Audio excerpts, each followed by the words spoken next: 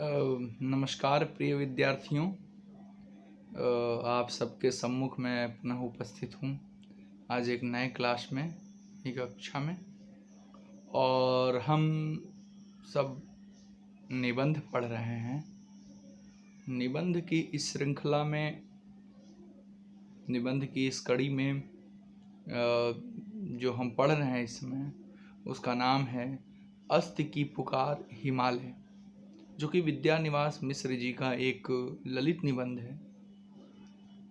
और विद्यानिवास मिश्र जी इस पूरे निबंध के दौरान, चूँकि मैं जितनी भी क्लास चली है उन सब में मैं बार बार आपको बताया हूँ कि विद्यानिवास मिश्र जी इस पूरे निबंध में अस्ति शब्द को लेकर चलते हैं, और वे अस्ति के माध्यम से ही पूरे निबंध में छुपे हुए जो सार हैं, जो भारतीय गौरवबोध की गाथा है, जो भारतीय जीवन पद्धति, जीवन धारा है, उन सबको दिखाने का प्रयास करते हैं। क्योंकि वो शुरुआत जब करते हैं तो अस्ति उत्तरश्याम दिशि देवतात्मा हिमालयो नाम नगाधिराज, यानी वो हिमालय की जो आराधना, जो हिमालय के गुणगान जो कालिदास ने अपने ग्रंथ कुमार संभव में किया, विद्यानिवास मिश्र भी उसकी बात, यानी वहाँ से श्लोक को लेकर यहाँ कोट करते हुए अस्ति शब्द से बात करते हुए शुरू करते हैं। हम देखते हैं कि इसी क्रम में निबंध के वे आगे बढ़ते हैं और हिमालय, कृष्ण और गीता तक पहुँचते हैं, और कहते हैं कि कैसे हम आज के समय में हिमालय, कृष्ण और गीता को भूलते जा रहे हैं। यानी अस्ति, यानी वर्त, जो अस्ति जो है वो मैंने बहुत सारी क्लास में बताया था, पुनः इस क्लास में भी बता रहा हूँ। अस्ति जो है वो संस्कृत की क्रिया है जिसका हिंदी अर्थ है, और ये जो है यानी है का मतलब है वर्तमान, यानी वर्तमान का बोध कराता है, वर्तमान का परिचायक है ये है। तो इस तरह से बात करते हुए विद्यानिवास मिश्र जी अस्ति शब्द से होते हुए है तक, और फिर वर्तमान का बोध कराते हुए आगे बढ़ते हैं और कहते हैं कि कैसे हिमालय, कृष्ण और गीता को हम भूलते जा रहे हैं। बीच बीच में कहीं कहीं वे कटाक्ष भी करते हैं, और कटाक्ष करते हुए कहते हैं कि हम सिद्धावस्था में पहुंच चुके हैं। और सिद्धावस्था में पहुंचना ये कटाक्ष है। हिमालय होगा तो होगा, और वो अपने आप को ये भी कहते हैं कि हम खुद हिमालय हैं, हिम के आलय, यानी जमी हुई।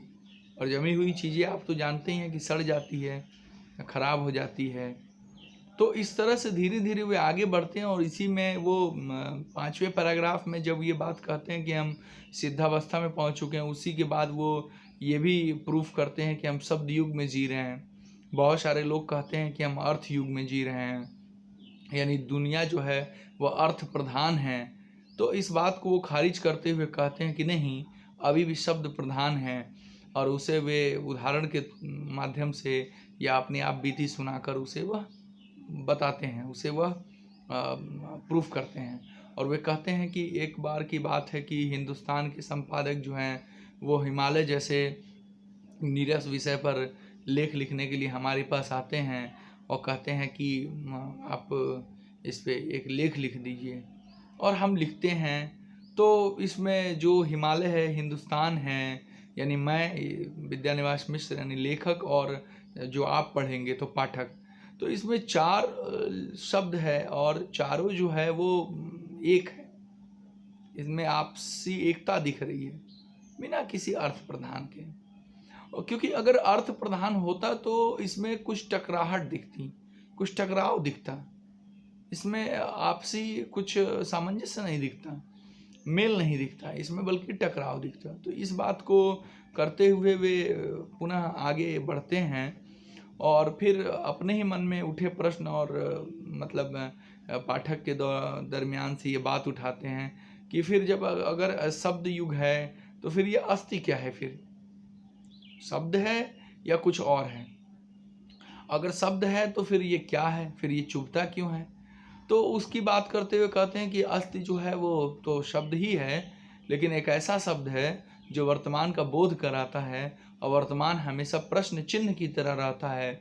इसीलिए अस्ति भी हमेशा वर्तमान का जो बोध कराता है, इसलिए वर्तमान के सवालों को लेकर हमेशा सिर पर सवार रहता है, जो कि बाद के पैराग्राफ में वो उसी पैराग्राफ के लास्ट में लिखते भी हैं कि कैसे अस्थि से हम बच नहीं सकते हैं, हम भाग नहीं सकते हैं, हम अपनी रक्षा केवल अस्थि से इसी प्रकार कर सकते हैं कि हम उसके सवालों का जवाब दे सकें।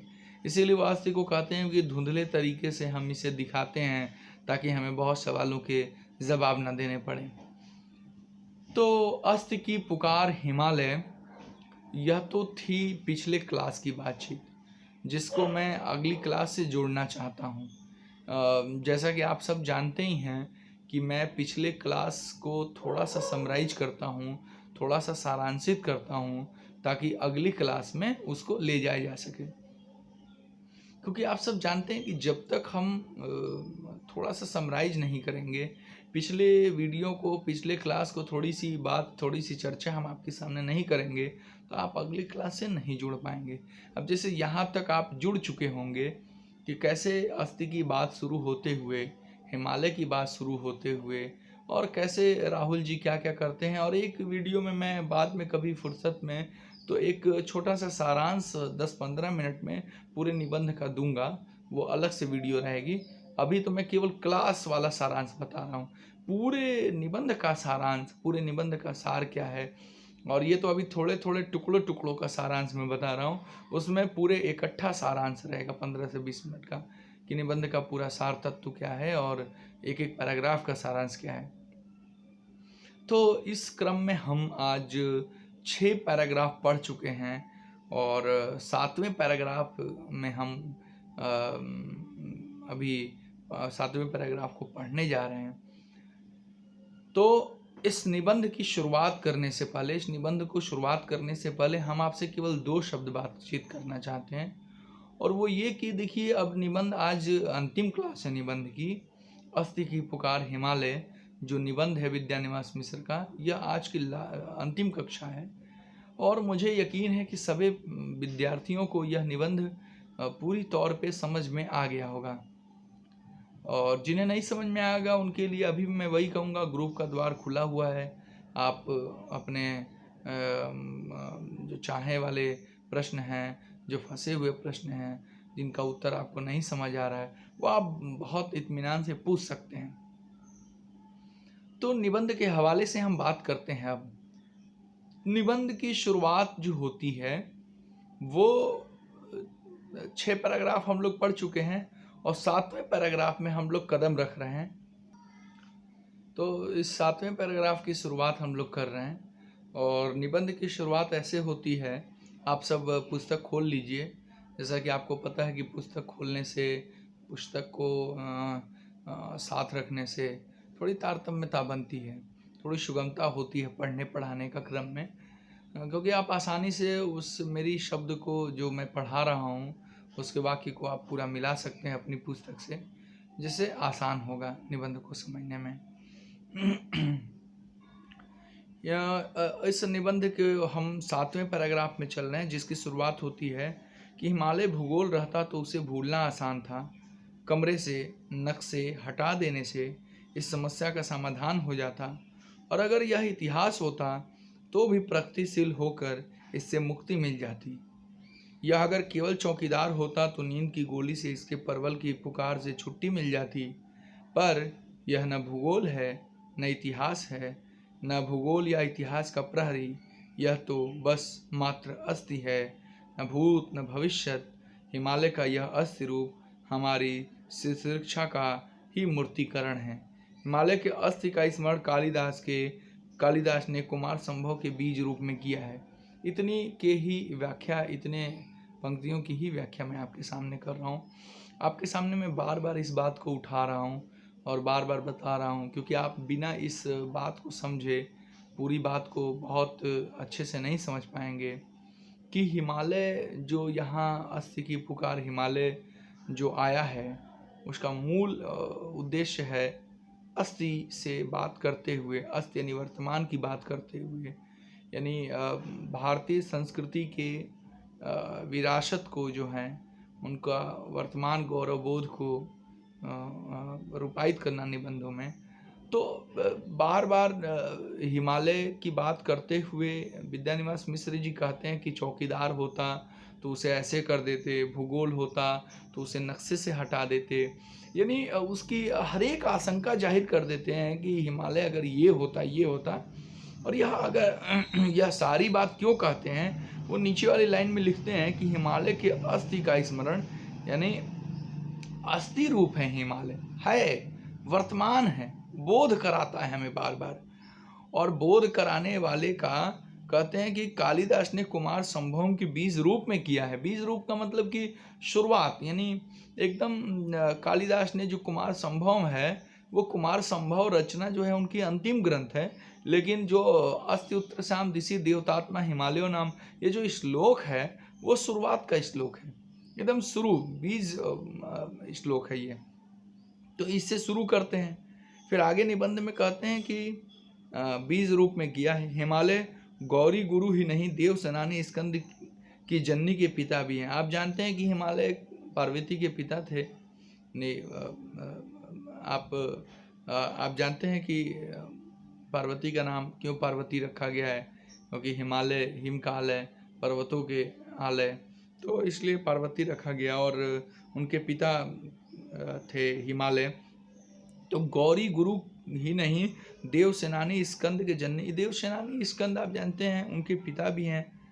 तो हमारी वर्चस्व, और यही निबंध में बात किया जा रहा है कि हमारी वर्चस्वनी शक्ति की स्रोत हैं। हम जानते हैं कि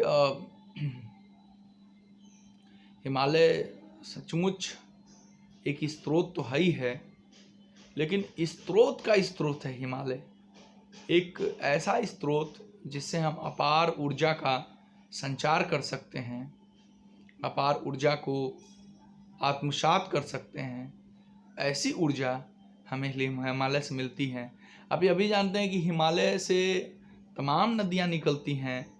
आप यह भी जानते हैं कि भाई, अब मुझे बताने की ज़रूरत नहीं है, तमाम लोगों के हिमालय पर लेख हैं। आप उनसे भी पढ़कर आप अपनी जिज्ञासा को शांत करते हुए और कुछ बातें समझ सकते हैं कि दिनकर के हैं, चाहे ठेले पर हिमालय में आप पढ़ सकते हैं बाबू गुलाब राय का, चाहे धर्मवीर भारती का आप पढ़ सकते हैं लेख, चाहे बहुत सारे लोग हैं जिनके। लेकिन हिमालय अगर न होता, या हिमालय का क्या महत्व है, इसको जानना है तो आपको डिटेल में हिमालय के बारे में थोड़ा पढ़ना होगा। तो फिर आप समझेंगे कि हिमालय क्यों महत्वपूर्ण है, अस्थि की बात क्यों बार बार विद्यानिवास जी कर रहे हैं। तो अस्थि की बात करते हुए कहते हैं कि वर्चस्वनी शक्ति के स्रोत हैं, और इससे शिक्षा का स्मरण सचमुच बहुत ही कष्टकर है, क्योंकि हमारा समूचा जीवन क्रम असंतुलित हो जाता है। भाई, जीवन क्रम तो असंतुलित हो ही जाएगा, और इस अस्त की छुअन मात्र से हमारे विजड़ित चित्र में संजोई वस्तुएं सलांत से ग्रस्त हो जाती है। आपको मैं बार बार बताया हूँ, अभी बता रहा हूँ कि भाई चीज़ें तो सड़ ही जाएंगी अगर रूढ़ी ग्रस्तता है, अगर मतलब अगर जीवन दायिनी स्रोत नहीं है, अगर अस्थि नहीं है, और अस्थि बार बार प्रश्न चिन्ह के रूप में नहीं है, और अगर चीज़ें रूढ़ी के तौर पे हैं, तो वो रूढ़ी जो है वह चीज़ों को सड़ा ही देगी, क्योंकि उस पर फिर अस्थि का प्रभाव नहीं पड़ेगा। तो हम एकदम निस्व होने लगते हैं, अनरचे रचयिता बनने की समस्त सुविधाएं एकदम नष्ट होने लगती है। बैठे बैठे प्रगतिशील कहलाने का गौरव पानी होने लगता है, और विश्व भावनाशीलता की बर्फीली खोल यकायक कीच कोंदों में रूपांतरित होने लगती है। ये एक लेखक का कष्ट है जो पाठक को बता रहा है, भारतीय चिंतन धारा का कष्ट है, गौरवबोध का कष्ट है, कि कैसे अपन अनरचे रचयिता बनने की समस्त सुविधाएं एकदम नष्ट होने लगती हैं। ये लेखक का कष्ट इसलिए नहीं है कि ये शब्द लिख रहे हैं, लेखक का कष्ट इसलिए है कि बहुत सारी चीज़ें अनायास ही जीवन में आ गई हैं, जो लेखक कहते भी हैं बीच बीच में निबंध के हवाले से, कि हम सिद्धावस्था में पहुंच चुके हैं, और किसी भी बात को हम सिद्ध करने लगते हैं। वो आप पैराग्राफ उसको पढ़िएगा, उसमें लिखते हैं कि हम भारतीयता को अलग अलग रंग में रंगने लगे हैं, और अलग अलग परिभाषा देने लगे हैं। वो कहते हैं कि भाई साहब यह देखिए, यह मछली इनके हमारे धन पोखर की है, और यह मछली तो गढ़ी की है। और ऐसी तमाम परिभाषाएं देते हुए हम कतराते नहीं हैं, बल्कि उसको सिद्ध करने में लग जाते हैं। लेखक इन्हीं सब बातों से बहुत दुखी होकर अपने निबंध में इस प्रसंग को लाते हैं। लेखक इसी बात को आगे करते हुए वे 8वें पैराग्राफ में आते हैं और कहते हैं कि शायद इसलिए हम हिमालय और उसके अस्थि से इतनी तटस्थता आज दिखा रहे हैं और यह जतला रहे हैं कि इस अस्थि की पुकार हम तक नहीं आती। अस्थि की पुकार क्यों नहीं आती, ये तो शुरू से ही वह प्रश्न कर रहे हैं। आपको याद होगा कि राहुल जी को हिमालय बुला रहा है, यानी हिमालय को अपने देवत्व से अधिक राहुल जी की अस्थि पर विश्वास है। और यह अस्थि पर विश्वास क्यों है? क्योंकि अस्थि राहुल जी के अंदर है। राहुल जी घुमक्कड़ प्रवृत्ति हैं, राहुल जी वर्तमान का बोध करते हैं और उन्हें हिमालय की याद आती है, उन्हें हिमालय अच्छा लगता है। इसलिए देवत्व से अधिक हिमालय को अस्थि पर बल मिलता है, राहुल जी की अस्थि पर भरोसा है। तो इसलिए इस निबंध के हवाले से यह भी 8वें पैराग्राफ में हम साफ साफ देख रहे हैं कि यही बात कह रहे हैं कि शायद इसलिए हम हिमालय और उसकी अस्थि से इतनी तटस्थता आज दिखला रहे हैं और यह जतला रहे हैं कि इस अस्थि की पुकार हम तक नहीं आती, हम क्या करें। विद्यानिवास मिश्र जी जानते हैं, यहाँ बताते भी हैं बीच में निबंध के हवाले से कि उन्हें अस्थि की पुकार क्यों नहीं सुनाई देती। वे अपना अस्थि की पुकार न सुनने का कारण शहरी जीवन को मानते हैं। वे कहते हैं कि इसी निबंध के जिस पैराग्राफ से हम यह बात बोल रहे हैं, शायद 3 या 4 पैराग्राफ में या 3 पैराग्राफ में, कि हम अस्थि की अटपटी भाषा क्यों नहीं समझ पाते हैं, क्योंकि वर्तमान हमें लेस मात्र भी प्रभावित नहीं करता है।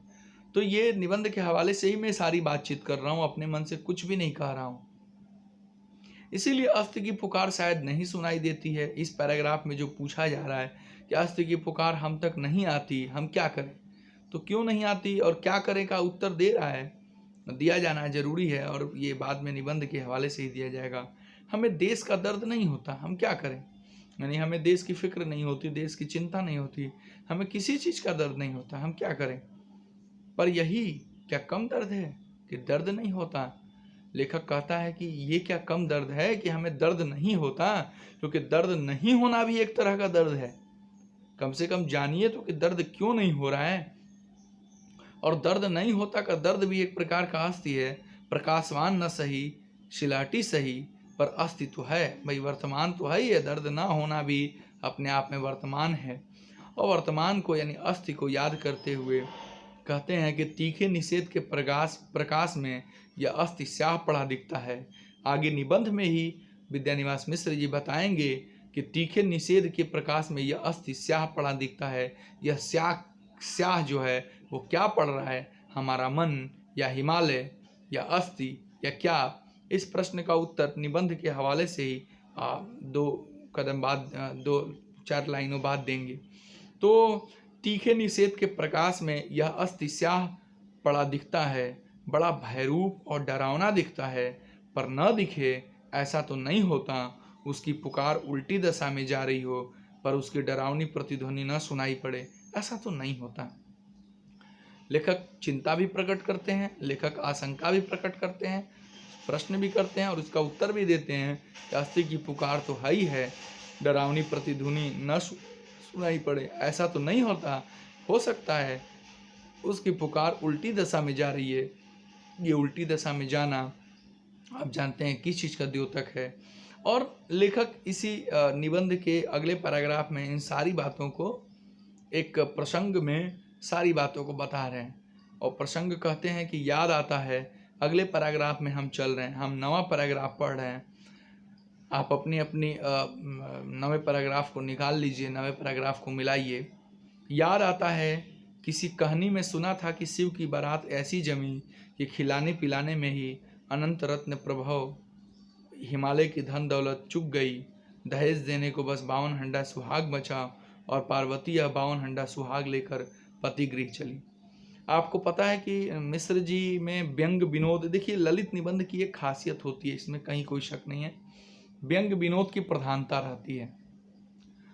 क्योंकि ललित निबंध में, यह ललित निबंध जो है वो आत्म व्यंजक निबंध होता है। आप जानते ही हैं कि जो व्यक्ति व्यंजक, ललित निबंध को ही व्यक्ति व्यंजक निबंध कहते हैं। और व्यक्ति व्यंजक निबंध में जो है वो रचनाकार का आत्म प्रतिबिंबित होता है। और जब रचनाकार का आत्म प्रतिबिंबित होगा तो लेखक अपनी आत्मिक चेतना को, मानसिक चेतना को भावनात्मक चेतना से जोड़कर पाठक के सम्मुख उपस्थित होगा। और जब पाठक के सम्मुख उपस्थित होगा तो पाठक पढ़ के उसको लेख में, उस निबंध को पढ़ते हुए उसमें आत्मीयता महसूस करेगा, उसके भावों को समझेगा। तो एक बात तो ये, दूसरी बात कि हम ललित निबंध को ही उसके लालित्य के कारण, उसके प्राकृतिक सौंदर्य के कारण, उसके जो प्राकृतिक सौंदर्य, जब मैंने शब्द बोला तो हजारी प्रसाद द्विवेदी की मुझे याद आती है। हजारी प्रसाद द्विवेदी कहते हैं कि लालित्य अर्थात प्राकृतिक सौंदर्य से भिन्न, यानी वो मानते हैं कि थोड़ा है सिमिलरिटी, समानता है, लेकिन किंतु भिन्न, उसके समानांतर चलने वाला मानव रचित सौंदर्य। जी हाँ, मानव रचित सौंदर्य हजारी प्रसाद द्विवेदी कहते हैं लालित्य का मतलब। तो अब एक बात यहाँ से ये आती है कि ललित निबंध को ही हम आत्मव्यंजक निबंध भी कहते हैं, व्यक्ति व्यंजक भी निबंध कहते हैं। और भाई इसमें, क्योंकि इसमें आत्म प्रतिबिंबित होता है इस व्यक्ति व्यंजक निबंध में, और लेखक जो है वो अपनी मानसिक चेतना और आत्मिक चेतना को लेकर तो उपस्थित होता ही होता है। और इसी ललित निबंध की एक लक्षण है, इस ललित निबंधों की इसीलिए लक्षण होता है, इसमें व्यंग विनोद होता है, नरम मरम कटाक्ष होता है, यानी बहुत प्यार से ही कटाक्ष करते हुए अपनी बात लेखक कह जाता है। विनोद उपहास होता है, और भाषा जो है वो बहुत ही समासयुक्त और संस्कृतनिष्ठ होते हुए ऐसी शैली का प्रयोग किया जाता है जो निबंध को आस्वाद बना देती है। तो इन सब बातों के बीच में चर्चा इसलिए ज़रूरी थी क्योंकि हम आपको बताना चाह रहे थे कि निबंध के हवाले से ही, कि जब विद्यानिवास मिश्र जी इस पूरे निबंध को ख़त्म करने की कगार पे हैं, पूरे निबंध को समाप्त कर रहे हैं, तो इस दौरान एक प्रसंग लेकर आते हैं, उसमें कटाक्ष करते हैं, व्यंग विनोद का उपयोग करते हैं, भाषा शैली की मजबूत उपयोगिता दिखती है। और इसको करते हुए कहते हैं कि सुना था कि बारात ऐसी जमी कि पूरा का पूरा शिव जी का जो बाराती आए थे वो सब कुछ खा पी गए, इतना ज़्यादा खा पी गए कि सारे उनके महल वहल सब कुछ, मतलब रत्न प्रभाव जो भी थे, धन दौलत सब कुछ चुक गई खिलाने पिलाने में। केवल जानते हैं कि शिव जी की बारात में तो कोई और गया नहीं, और कोई और गया नहीं का मतलब है कि कोई साधारण सब के सब गए। मतलब शिव जी की एक बारात ऐसी थी जो देवता से लेके और असुर तक दोनों दले के लोग गए, सांप बिच्छू अजगर सब लोग, राक्षस देवता असुर सुर गंधर्व किन्नर सब लोग, यानी यहाँ तक कि कोई देवताओं और असुरों और प्रकृति में नहीं बचा था जो उनके शादी में, उनकी बारात में न गया हो। तो ये बात कहते हुए कहते हैं कि प्रसंग सुनाते हुए कहते हैं कि याद आती है एक कहानी, यानी प्रसंग यानी एक कथा, जिसमें शिव की बारात ऐसी जमी कि खिलाने पिलाने में सब कुछ जमा खत्म हो गया हिमालय का। और क्या करते हैं, पार्वती को जाते समय सुहाग में 52 हंडा देते हैं। यह भी एक तरह का कटाक्ष है, नरम विनोद है, उपहास है, और वो पतिगृह लेकर जाती हैं। अब लेकिन इसका क्या मतलब है, निबंध से कैसे अस्थि से जोड़ दे रहे हैं, या सुहाग पार्वती जो लेके जाती हैं उसका क्या मतलब है, या निबंध में ही सारी बातें, अंतिम पैराग्राफ जाते जाते सारे प्रश्नों के उत्तर दे दिया जाएगा। मैंने 2-3 प्रश्न आपके सामने छोड़े हैं, उस प्रश्नों का उत्तर इन्हीं निबंधों में मिलेगा। जैसे आपका प्रश्न ये है कि तीखे निषेध के प्रकाश में यह अस्थि स्याह पड़ा दिखता है, क्या स्याह दिखाई देता है, क्या स्याह पड़ा दिखाता है प्रकाश में। दूसरी की पति व्रता जो नारियां हैं, यानी इसमें देखिए आगे बात करते हुए कहते हैं कि जो पति गृह लेकर चली गई, कौन, पार्वती बवनहंडा। तो वहाँ न सास ससुर हैं, न ननद भौजाई हैं, एक बैल वाहन है, भंगेड़ी पति है और अपने साथ का 52 सुहाग। और यह सुहाग पतिव्रताओं ने मारे घमंड के नहीं भोगा। पतिव्रताओं ने जो यह किसने नहीं भोगा, यह इसी निबंध में थोड़ी देर बाद फिर चर्चा की जाएगी। और किसने भोगा? भोगा निचली जातियों की स्त्रियों ने, और पार्वती ने मुक्त भाव से उन्हें सुहाग दिया।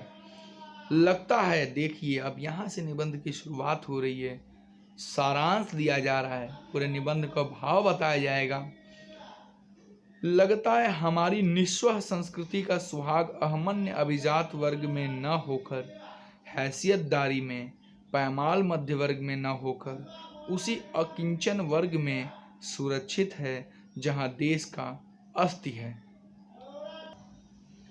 तो इस बात की हम व्याख्या करते हैं, इस बात को बताते हैं कि कैसे वो जो पार्वती कह रही हैं, यह सब भी तो आप व्यंग विनोद है और उपहास है। और इस तरह की कैसे वो विनोद उपहास करते हुए लेखक सब बात कह जाते हैं धीरे धीरे। जहाँ न सास ससुर है, ननद भौजाई है, बैल वाहन है, एक बैल वाहन है, भंगेड़ी पति है और अपने साथ 52 सुहाग और सुहाग पतिव्रता ने मारे घमंड के। तो यहाँ से उतरते हुए हम निबंध में जहाँ आते हैं, अब वहाँ से हमने बताया कि आपको सारे प्रश्नों का उत्तर तो मिल ही रहा है। अब देखिए कि निचली जाति की स्त्रियों ने यह सुहाग भोगा और पार्वती ने उन्हें मुक्त भाव से दिया। पार्वती किस चीज का प्रतीक है? मुक्त भाव से निचली जातियों को जो दिया गया वो किस चीज के प्रतीक हैं? वह भी इसी में दे रहा है और कह रहा है कि हमारी निस्व संस्कृति का सुहाग अहमन्य अभिजात वर्ग में न होकर, उचले वर्ग में न होकर, हैसियतदारी में पैमाल मध्य वर्ग में न होकर, उसी अकिंचन वर्ग में सुरक्षित है। न वो मध्य वर्ग में मिश्र जी लेखक मानते हैं, न उच्च वर्ग में मानते हैं। लेखक का कहना है कि हमारी हैसियतदारी में पैमाल जो मध्य वर्ग न होकर उसी अकिंचन वर्ग में सुरक्षित है। अकिंचन वर्ग मतलब बहुत दुर्बल, बहुत जो कमजोर वर्ग है में सुरक्षित है, जहाँ देश का अस्थि है, जहाँ देश का वर्तमान है, वर्तमान का जहाँ बोध होता है। भूगोल या इतिहास या जाति के रूप में नहीं, बल्कि एक ऊंचे, उदात्त, उज्ज्वल सत्य रेखा के रूप में यह सत्य रेखा जड़ नहीं, निरंतर तप से द्रवित हो रही है और निरंतर पुराने स्रोतों को नव जीवन दे रही है, नए स्रोतों को मोड़ दे रही है। यह सत्य रेखा मेगावाटों या प्रति सेकंड घनफुटों में मापी जाने वाली शक्ति पिंड नहीं, ऊर्जा की वैसी स्रोत की स्रोत है जो अपरिमेय ऊर्जा है। यही देखिए यहाँ पे उत्तर सब मिलते जा रहा है, जिसका ऊर्जा तत्व निरंतर खर्च होने से ही कायम रहता है। तथा कथित अज्ञान में प्रकाशमान यह सत्य हमारे झूठे ज्ञान अभिमान की एक चुनौती है। ये सब उत्तर ऊपर का मिल रहा है कि तथा कथित अज्ञान में हम झूठा ज्ञान जो बखाड़ते रहते हैं, जो सिद्धावस्था में जो पहुंच चुके हैं, जो खामोखा अपने आप को सिद्ध करने में लगे हुए हैं, वो सब का क्या हो रहा है? अज्ञान में प्रकाशमान यह सत्य हमारे झूठे ज्ञान को, अभिमान को एक चुनौती है, हमारे सांस्कृतिक वैभव को एक चुनौती है, जो हमारी सांस्कृतिक वैभव है उसको एक चुनौती है। यह स्याह पड़ा हिमालय बाहर नहीं। मैंने कहा था कि सारे प्रश्नों के उत्तर आपको इसी निबंध के हवाले से मिलेंगे और व्याख्या करते करते हुए मिलेंगे। मैं व्याख्या करने के क्रम में हूँ और आपको सारे निबंधों की जो है वो उत्तर भी, सारे निबंधों का, सारे निबंध में जो प्रश्न हैं उसके उत्तर भी मिल रहे हैं। तो कहा जा रहा है कि यह स्याह पड़ा हिमालय बाहर नहीं भीतर है। हमने अपने को उतरनों के बल पर जो अधनंगे अकिंचन लोगों से अलग स्तर पर स्थापित मान रखा है। ये अकिंचन जो दुर्बल लोग हैं, जो बहुत गरीब हैं, जो बहुत समाज से कटे लोग हैं, इनसे जो अलग स्तर पर स्थापित मान रखा है, उसी का है यह वह रूप है कि हिमालय स्याह पड़ा दिखता है। हिमालय स्याह पड़ा क्यों दिखता है? क्योंकि हमारे मन के भीतर स्याह है। यानी यह स्याह पड़ा हिमालय बाहर नहीं, हमारे भीतर का हिमालय है। वो विद्यानिवास मिश्र जी कहते भी हैं कि हिम का आलय, मतलब हिमालय नहीं, हिम का आलय जो हमारे अंदर जमा है, वो रूढ़ी जो हमारे अंदर जमी हुई है, वह जब तक टूटेगी नहीं तब तक आगे कुछ परंपरा नहीं बढ़ेगी और यह सड़ांध में सड़ जाएगी। तो यह वैरूप्य हिमालय स्याह पड़ा दिखता है। और अंतिम और 10वें पैराग्राफ में लेखक कहता है कि क्या इस विरूप अस्थि की पुकार हमारी निःस्वत्वता को उघाड़ सकेगी? क्या जो विरूप अस्थि की पुकार है, वर्तमान की जो पुकार है, क्या हमारी निःस्वत्वता को उघाड़ सकेगी? और अब यहीं पे दूसरे तीसरे प्रश्न का भी उत्तर मिल रहा है, 2-3 प्रश्नों के उत्तर और अंतिम 1-2 प्रश्नों के उत्तर जो बचे वो मिल रहा है कि और हमारी चेतना पार्वती से सुहाग भोगने की अधिकारिणी तो नहीं रही। क्यों नहीं रही हमारी चेतना पार्वती से सुहाग भोगने की अधिकारिणी? क्योंकि हमारा मन जो है वो अंदर से, यानी इसी क्रम में दे रहे हैं कि यह स्याह पड़ा हिमालय बाहर नहीं भीतर है हमारे में। तो इसीलिए कहते हैं कि हमारी चेतना पार्वती से सुहाग भोगने की अधिकारिणी तो नहीं रही, क्या तुर्किन खटकिन धोबिन से ही सुहाग के लिए निसंकोच हाथ पसार सकेगी। अब यह विद्यानिवास मिश्र जी कितना सुंदर प्रसंग करते हुए अपनी बात खत्म कर देते हैं, अपनी पूरे निबंध को खत्म कर देते हैं। और विद्यानिवास मिश्र जी जो इस पूरे निबंध को लेकर चलते हैं, वो हमारी संस्कृति की एक जो वैभव चुनौती है उसको दिखाने का प्रयास करते हैं। वो कहते भी हैं कि यह स्याह पड़ा हिमालय बाहर नहीं बल्कि भीतर है। हिमालय भारत के उस गौरव का प्रतीक है जिसका दर्शन उसने अपनी सभ्यता के प्रथम यौवन में कालिदास की प्रसन्न वाणी में किया, और जिसकी नंदनी को शिव का अर्धांग बना के संगीत, नृत्य, नाट्य, शिल्प आदि जो है, कविता आदि समस्त जो है स्रोत गंगा यमुना सरस्वती की तरह बहाया है। और यह अस्थि की पुकार हिमालय जो है वह वर्तमान का जो द्योतक है, वर्तमान की जो बोध कराता है, जो वर्तमान का जो स्वरूप है उसको दिखलाने का लेखक भरसक प्रयास करते हैं। आप जानते हैं कि ललित निबंध में जो लालित्य होता है वो माने रचित सौंदर्य होता है। ये तो हजारी प्रसाद द्विवेदी ने कह ही दिया है। और इसको निजात्मक निबंध, आत्मिक निबंध, व्यक्ति व्यंजक निबंध और ललित निबंध और व्यक्तिक निबंध भी कहते हैं। ये भी आप सब जान चुके हैं, नहीं तो मैं पुनः बता ही रहा हूँ, इस बात को आप जान लीजिए, ताकि मैं बार बार एक ही बात को बताता हूँ जिससे कि आप इंटरेक्ट हो सकिए, जुड़ सकिए। तो इस तरह के निबंध की चर्चा करते हुए अस्थि की पुकार हिमालय के माध्यम से अस्थि की बात करते हुए लेखक विद्यानिवास मिश्र जी कैसे एक कुमार संभव का श्लोक से होते हुए हिमालय कृष्ण की बात, कृष्ण और गीता की बात करते हुए अस्थि के हवाले से सवाल उठाते हुए वर्तमान और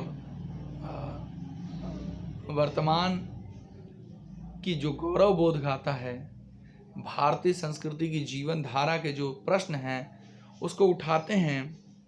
और साफ साफ दिखता है कि वो कहते भी हैं इस निबंध में ही, जो इसका मूल मुझे लगता है कि हमारी निस्वह संस्कृति का सुहाग उसी अकिंचन वर्ग में सुरक्षित है जहाँ देश का अस्थि है। तो कहाँ है हमारे सुहाग का मतलब संस्कृति का जो सुहाग है वो कहाँ सुरक्षित है? तो अकिंचन वर्ग में सुरक्षित है जहाँ देश का अस्थि है। और यह अस्थि जो है वो कब कैसे दिखेगा? वो कहते हैं कि यह सत्य हमारे झूठे ज्ञान के अभिमान को एक चुनौती है और हमारे सांस्कृतिक वैभव की एक चुनौती है। और यह स्याह पड़ा हिमालय बाहर नहीं भीतर है, और हिमालय भारत के उस गौरव का प्रतीक है जिसका दर्शन अपनी सभ्यता के प्रथम यौवन में कालिदास की प्रसन्न वाणी में कुमार संभव के श्लोक में भी दिखता है।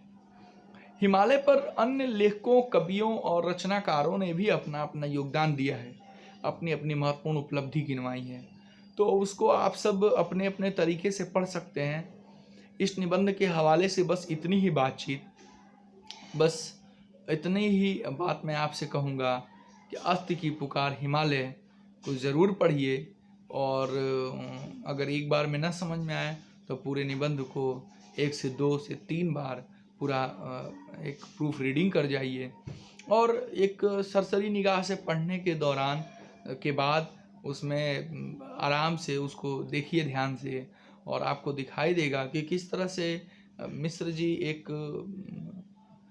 प्रसंग के हवाले से, एक अस्ति के हवाले से सारे के सारे निबंध में वर्तमान का जो बोध है उसको कराते हुए कुछ प्रश्न करते हैं, कुछ उत्तर देते हैं और कुछ छोड़ देते हैं प्रश्न हमारे ऊपर कि कैसे इस भारत की सांस्कृतिक गौरव गाथा या गौरव बोध की अस्मिता बरकरार रहेगी, या उसको कैसे हम ना भूलें।